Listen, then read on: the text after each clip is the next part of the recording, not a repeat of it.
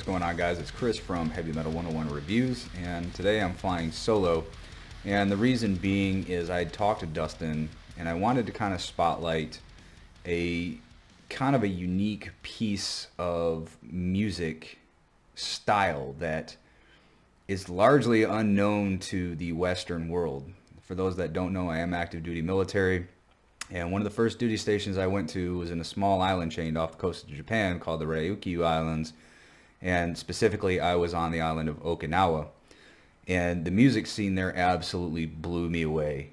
There was not a weekend that went by that there wasn't a heavy metal show, a death metal show, a punk show somewhere. And the musicianship that came out of that region, as small as it was absolutely amazing. And I posted... I managed to get a couple of their albums. This was back in 2002, so about 20 years ago. And, you know, for small bands to have albums, it just wasn't really a thing. But I did manage to bring back and still have two of the three bands that I got to know exceptionally well. The first one is Zero Sen. The second one is Karuma. And unfortunately, I had a demo from the band Supan, who was probably the premier band to come out of that area. But actually, the lead singer and the guitarist went on to form Two Side One Brain, which I guess is an emo band that really blew up. But what I wanted to do was kind of preserve that legacy, because I've never seen any of their stuff posted anywhere. So I had them posted on my original channel, and I talked to Dustin, and he is allowing me to post these on Heavy Metal 101 Reviews.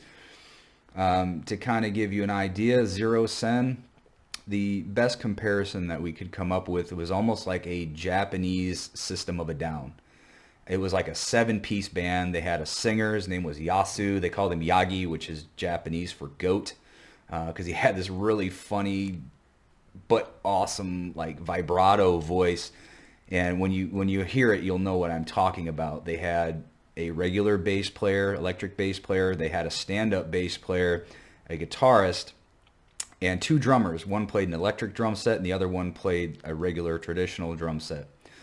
So they have a really unique sound. They had an awesome live show. I wish that I had the means to have a video camera back then. Like I said, this is the early 2000s. I have lots of photographs and things like that. Unfortunately, I'm stationed in Korea, and it is all back in the States, so I can't, you know, kind of post pictures and things of that nature. But the other band, Karuma, they were a standard 4-piece, one guitar, one bass, singer, and a drummer. And they had a heavy metal funk sound to them that was very unique. The band Supan, they were more of a, I would say almost like a Swedish death metal. Very heavy, very fast, really cool guitar riffs. Shuntaro was a fantastic singer, and I had an opportunity to tour around with them. We became very close.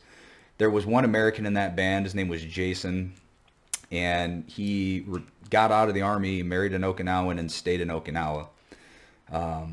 And I mean, there were so many bands over there. Another one that comes to mind was Dead Blood.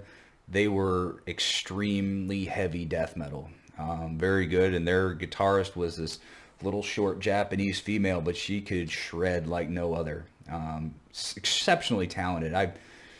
You never think, when you think Japan, that you think of this style of music, really. I mean, unless you know the Roadrunner Japanese band Batcave, that's about the only one that actually got any notoriety. I actually did have a chance to meet the guitarist from Batcave. I can't remember his name.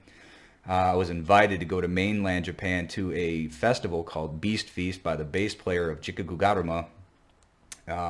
Unfortunately, I had to go to the field, so even though I had free room and board and all I had to pay for was my plane ticket, I couldn't go. So apparently I was told Slipknot, Slayer, I think Pantera was going to be there. It's like the biggest show in Tokyo. But like I said, really what I want to do is I just want to preserve this music so that other people can hopefully enjoy it in the way that I've enjoyed it. So I'm interested to see what you have to say about it down in the comments, and we'll catch you on the flip side.